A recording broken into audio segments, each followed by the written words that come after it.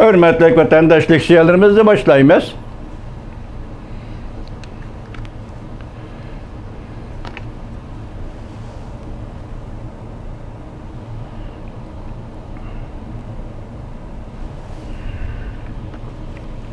Geçirenler vatandaşlarım.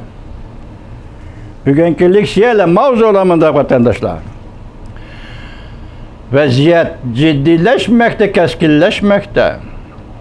Xi Jinping partiya kurulgan 100 yılını tebriklep bolgandan keyin birinchi bulup çoğun hareket başladı.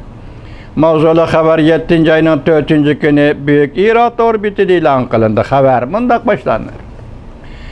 Bloomberg agentligi xabardor kishilarning so'zlaridan naql keltirib mundaq ko'rsatdi.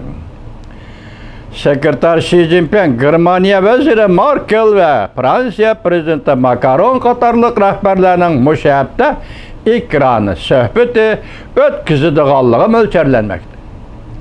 Xabardor kishilar mundaq ko'rsatdi. Navbatda kun tartib texi ochiq emas. Bu qatim o'tkaziladigan ekran yig'ini Yevropa İttifaqı bilan Jungo o'rtasida jiddiy vaziyat, texmi keskinlashgan ahvol ostida o'tkaziladi. Bloomberg mundaq ko'rsatdi. Yevropa İttifaqı bilan Jungo o'rtasida bir mezgillik do'stona munosabatlar savdo mablag' kelishimining to'xtab qolishi va kishilik huquq embargosi tufayli ikki taraf o'rtasida oraliq paydo qilgan edi. Hamda yuqorqi 3 davlat rahbarlarining o'rtasidagi suhbatning natijasi qattiq diqqat tortyapti. Germaniya, Jungo, Fransiya 3 davlatning ekran yig'ini to'g'risida 3 davlatning amaldorlari Bloombergning savollariga javob qaytarmadi. Jungo Yevropa munosabati bir necha oydan beri yomonlashib ketdi. Bu yil 3. ayda Yevropa İttifaqı Uyg'uristonda kishilik huquqni dafsanda qilganligi tufayli 4 nafar Jungo amaldorini va bir shirkatni embargo qilgan edi. Yevropa İttifaqı. Embargo qilish Yevropa İttifaqıning 20 yildan beri tunji qatim Jungo kompartiyasining kishilik huquqini dafsanda qilishni embargo qilganligi bo'lib hisoblanadi.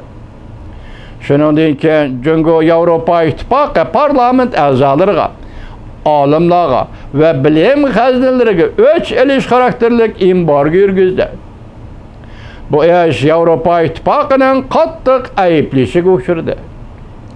Yevropa İttifaqı buning keyinida 5. ayda yuqori ovoz ustunligi bilan Jungo Yevropa mablag' solish kelishimini tinglatdi. Bundan 6 ay burun bu kelishimni zo'r g'alaba deb tabriklagan edi. 6. ayning 15. günü Amerika Qo'shma Shtatlarining prezidenti Joe Biden Yevropa İttifaqı rahbarlari bilan ko'rishib, ikki taraf birlashma bayonotida Tayvan bo'g'ozining tinchligi va muqimligini ta'kidladi.